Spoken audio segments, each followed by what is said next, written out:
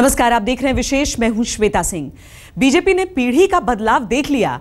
अटल आडवाणी का दौर तो कब का पर्दे के पीछे जा चुका है। अब राजनीति और सत्ता के रंगमंच पर नरेंद्र मोदी और अमित शाह की जोड़ी अपनी भूमिका निभाने लगी है।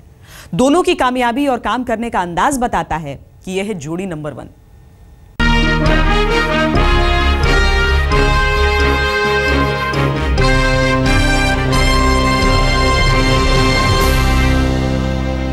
उन्नीस में ऐसा हुआ था कि मध्य प्रदेश से ही प्रधानमंत्री अटल बिहारी वाजपेयी भी थे और बीजेपी के अध्यक्ष कुशाभाऊ ठाकरे भी। अब 16 साल बाद ऐसा हुआ है कि गुजरात से ही प्रधानमंत्री नरेंद्र मोदी हैं और बीजेपी अध्यक्ष अमित शाह भी। लेकिन तब जोड़ी वाजपेयी ठाकरे की नहीं थी। आज तो मोदी और शाह की सलामी जोड़ी पिच पर है।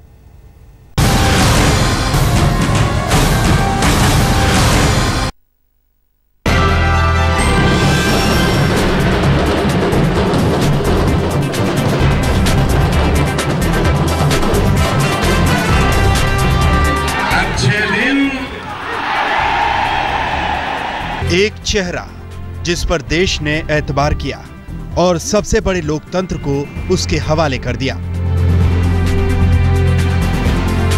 एक सोच जिस पर पार्टी कार्यकर्ताओं ने यकीन किया और जिसकी रणनीति ने बीजेपी को सत्ता के शिखर पर पहुंचा दिया, पूर्ण बहुमत के साथ।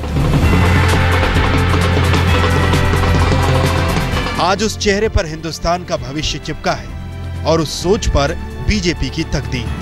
जी हां, ये एक ऐसी सुपरहिट जोड़ी का कमाल है जिसने हिंदुस्तान की राजनीति बदल दी और खुद को राजनीति के केंद्र में खड़ा कर दिया। एक तो नरेंद्र मोदी हैं, देश के प्रधानमंत्री, दूसरे अमित शाह हैं, सत्तारूढ़ दल बीजेपी के अध्यक्ष। उत्तर प्रदेश में प्रभारी रहते हुए जिस प्रकार की शानदार सफलता उन्होंने उत्तर प्रदेश में दिलाई है, मैं कह सकता हूं कि भारतीय जनता पार्टी के इतिहास में उत्तर प्रदेश में वैसी शानदार सफलता कभी नहीं हासिल हुई है। इसीलिए हम सभी ने सोच विचार कर यह फैसला किया कि अब राष्ट्रीय अध्यक्ष की जिम्मेदारी श्री अमित शाह जी को सौंपनी चाहिए।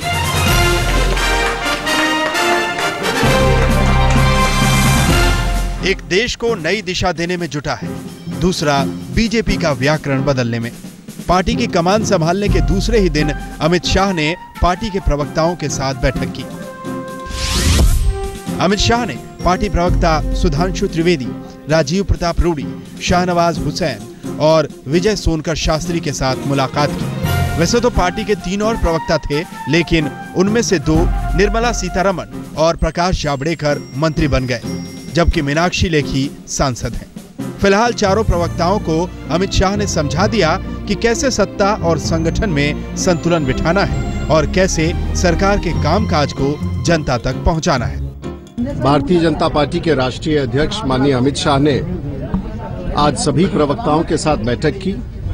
सरकार के प्रतिनिधि और तमाम जो संबंधित अन्य विभागों के मंत्री थे और जो पहले प्रवक्ता के रूप में भारतीय जनता पार्टी में काम करते रहे, उन सब की आज एक विस्तार से बैठक हुई, जिसमें तमाम पैनलिस्ट, तमाम स्पोक्सपर्सन और माननीय अध्यक्ष जी ने पूरे सामान्य विषयों पर विचार विमर्श किया और आने वाले दिनों में संवाद, पार्टी के तरफ से समन्वय और सरकार के समन्वय का एक दृष्टिकोण बनाया गया।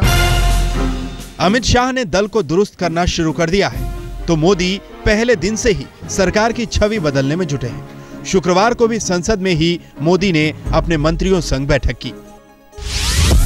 गृह मंत्री राजनाथ सिंह, वित्त और रक्षा मंत्री अरुण जेटली, संसदीय कार्य मंत्री वेंकैया नायडू और कानून मंत्री रविशंकर प्रसाद के साथ हुई बैठक में कुछ खास मसलों पर चर्चा हुई। सूत्रों के मुताबिक प्रधानमंत्री के प्रमुख सचिव बनाए गए नृपेंद्र मिश्रा पर चर्चा हुई, तो आंध्र प्रदेश पुनर्गठन विधेयक पर भी। पीएम को ओबामा से बुलावे की चिट्ठी पर भी चर्चा हुई, तो उनकी विदेश यात्रा पर भी बात हुई। इससे एक बात तो साफ है कि मोदी और अमित शाह की जोड़ी कामकाज के मामले में किसी तरह की मुरव्वत पसंद नहीं करती। इसीलिए तो मोदी भी शाह की तारीफ में कोई कसर नहीं छोड़ते। अगर मोदी शाह की जोड़ी को सुपरहिट माना जाए, तो इसके पीछे है लोकसभा चुनाव में मिली बीजेपी को शानदार जीत। इस जीत के शिल्पी तो मोदी और शाह ही रहे।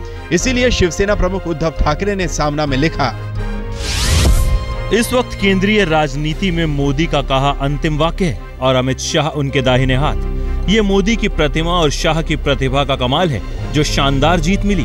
मोदी ने सरकार में बदलाव लाया, शाह पार्टी में परिवर्तन लाएंगे। ये अच्छा है कि पार्टी और सरकार दोनों ही एक लाइन पर खड़ी हैं। बीजेपी के नेता कहते हैं कि अमित शाह के लिए महाराष्ट्र नया नहीं है, लेकिन शिवसेना के लिए अमित शाह जरूर नए हैं।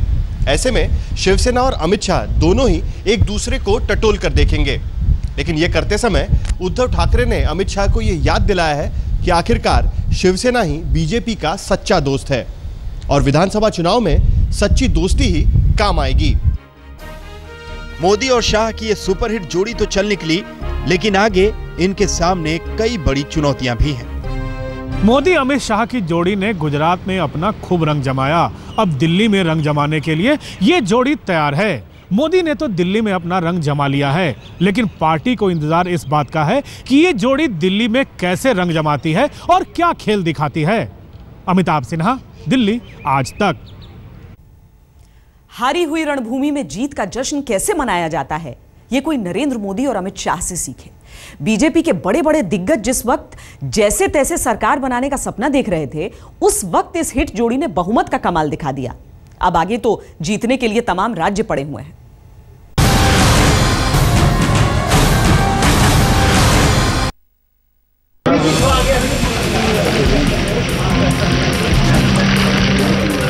ये जीत का ही नाम है। अमित शाह के कौशल ने उत्तर प्रदेश में बीजेपी को वो जीत दिला दी जो उसे अटल आडवाणी के दौर में भी नहीं मिली। संयोग देखिए कि वाजपेयी जब पहली बार प्रधानमंत्री बने तब आडवाणी पार्टी अध्यक्ष थे। अब मोदी प्रधानमंत्री हैं तो उनके सबसे करीबी दोस्त अमित शाह बीजेपी के अध्यक्ष। पीढ़ियों का बदलाव हुआ तो नायक और सहनायक भी बदल गए। कांग्रेस पार्टीए 30 राज्यों में जे भेगू कर्યું एना करता डबल अमित भाई एकला उत्तर प्रदेश में कर्યું।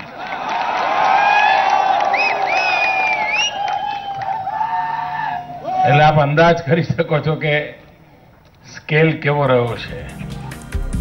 ऐसा नहीं है कि मोदी अचानक सत्ता में नए नायक बने और शाह अचानक बीजेपी के शहंशाह। 10 साल तक सत्ता के लिए तरस रही बीजेपी जब 16वीं लोकसभा के मुहाने पर खड़ी हुई तो मोदी ने इसमें जीत का हौसला भरा। पार्टी की तरफ से प्रधानमंत्री पद का उम्मीदवार बनकर मोदी ने पहला संकेत दिया कि बीजेपी पूरी गंभीरता से चुनाव लड़ रही है। इसके बाद जिस यूपी में बीजेपी 2009 के चुनाव में चौथे नंबर पर पहुंच गई थी, वहां जीत के लिए अमित शाह को लगाया। मोदी देश जीतने निकले और शाह उत्तर प्रदेश। दोनों की जुगलबंदी रंग लाई। भारत की सफलता की गाथा आगे बढ़ने जा रही है और नरेंद्र मोदी जी के नेतृत्व में देश दुनिया में अपना स्थान, गौरवमय स्थान फिर से प्राप्त करेगा, ऐसा हम सबको भरोसा है। मैं आप सबके माध्यम से पूरे देश की जनता के प्रति भारतीय जनता पार्टी की ओर से आभार व्यक्त करता हूं। दरअसल मोदी को भी पता है कि दिल्ली के तख्त पर काबिज होने के बावजूद कई सूबों को जीतना बेहद जरूरी है। सरकार की तरफ से खुद मोर्चा संभाला तो संगठन का जिम्मा अमित शाह को दिया। आने वाले दिनों में 4 राज्यों में विधानसभा चुनाव होने हैं। महाराष्ट्र, हरियाणा, जम्मू कश्मीर और झारखंड। इनमें से 3 राज्यों में कांग्रेस गठबंधन की सरकार है, जिन्हें हटाने के लिए बीजेपी पूरा जोर लगाएगी। महाराष्ट्र में बीजेपी अपने दम पर चुनाव लड़ने का दम भर रही है। वहां अमित शाह की भूमिका महत्वपूर्ण हो सकती है। पूरा दारोमदार उनके कंधों पर ही होगा कि वो चुनाव जीतने में शिवसेना को किस तरह साधते हैं, बीजेपी को संगठन के तौर पर कितना मजबूत कर पाते हैं, एनडीए गठबंधन को निभाने और शिवसेना से दशकों पुरानी दोस्ती को कायम रखने में उनकी क्या भूमिका होगी। बीजेपी को भरोसा है कि बजट से सरकार का और शाह के कौशल से बीजेपी का इकबाल बुलंद है। अमिताभ सिन्हा, दिल्ली, आज तक। तब न तो नरेंद्र मोदी बीजेपी में आए थे, न अमित शाह का कोई सियासी वजूद था। दोनों संघ की शाखाओं से राजनीति का दर्शन कर रहे थे, लेकिन 3 दशक पहले ही दोनों ने एक दूसरे की काबिलियत और क्षमता को भांप लिया था। आज वो रंग दिखा रही है।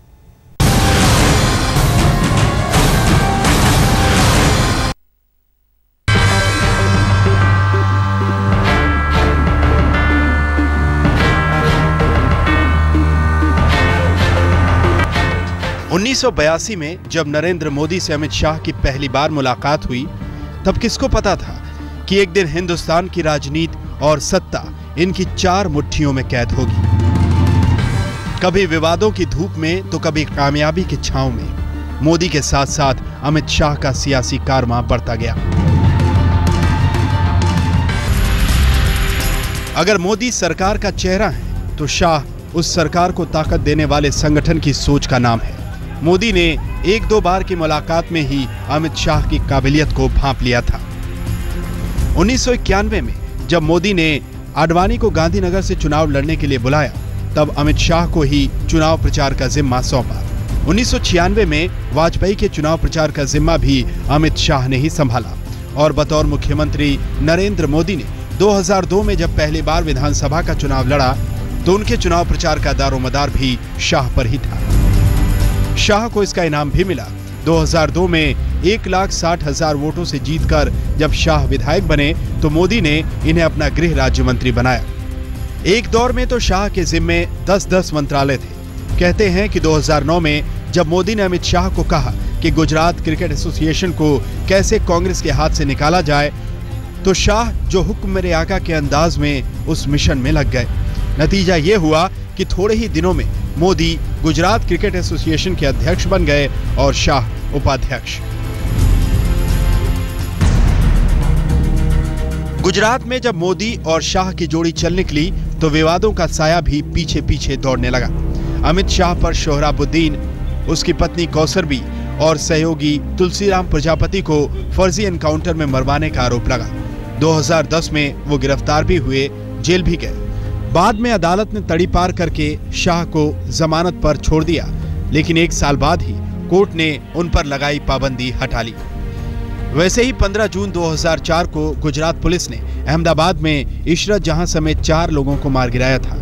इस मामले में भी शाह आरोपों के घेरे में रहे और फिर हाल में ही अमित शाह पर अपने किसी साहेब के आदेश पर एक महिला की जासूसी करवाने का भी आरोप लगा। आरोप है कि शाह ने गृह राज्य मंत्री रहते 2009 में ये जासूसी करवाई थी। शाह पर लगे आरोपों के बावजूद मोदी का भरोसा नहीं डिगा। इसीलिए पिछले साल मोदी ने न सिर्फ शाह को बीजेपी का महासचिव बनवा दिया, बल्कि यूपी का प्रभार भी दिलवा दिया। मोदी अमित शाह दोनों ही संघ से निकले हैं। आज इनकी जोड़ी वैसी ही है जैसी कभी वाजपेयी और आडवाणी की जोड़ी थी। अमिताभ सिन्हा के साथ अशोक सिंघल, दिल्ली, आज तक। प्रधानमंत्री नरेंद्र मोदी और बीजेपी अध्यक्ष अमित शाह ने अपना अपना मोर्चा तो संभाल लिया है, लेकिन अब इनके सामने अपनी जीत को बरकरार रखने की चुनौती है। दोनों इस पे काम भी कर रहे हैं, लेकिन गुजरात से दिल्ली का मिजाज थोड़ा अलग है।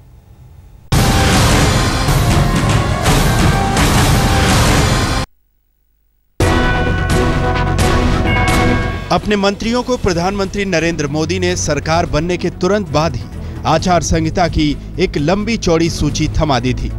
उस सूची में जो कुछ था वो अनुशासन और कड़ी मेहनत के लिए था, लेकिन जो नहीं था उसका इशारा ये था कि मंत्रालय चाहे जो भी हो, फैसला मोदी की रजामंदी से ही होगा। और इसमें कई विषयों पर चर्चा हुई जो सामान्य सांसदों से जुड़ी हुई थी। उनके कार्यशैली के विषय में, संपर्क के संदर्भ में और तमाम जो मुद्दे सदन के दौरान उठ सकते हैं उनके बारे में चर्चा की। मोदी के समझाने का असर भी हुआ। मंत्री समय पर दफ्तर आने लगे, बाबुओं के कामकाज का ढर्रा बदलने लगा, लेकिन लगता है कि धीरे धीरे असर कम होता जा रहा है। तभी तो शुक्रवार को रेल बजट पर चर्चा के दौरान लोकसभा में न रेल मंत्री सदानंद गौड़ा मौजूद थे, न उनके जूनियर मनोज सिन्हा। विपक्ष ने हंगामा मचाया तो दोनों आए माफीनामे के साथ। रेल मंत्री का मामला तो रफा दफा हो गया, लेकिन सरकार की खासी फजीहत हुई। मोदी की इस पर भी नजर होगी। दूसरी तरफ उनके जोड़ीदार अमित शाह की नजर संगठन में फेरबदल पर हो सकती है। अमिताभ सिन्हा, दिल्ली, आज तक। विशेष में इतना ही। देश और दुनिया की बाकी खबरों के लिए आप देखते रहिए आज तक।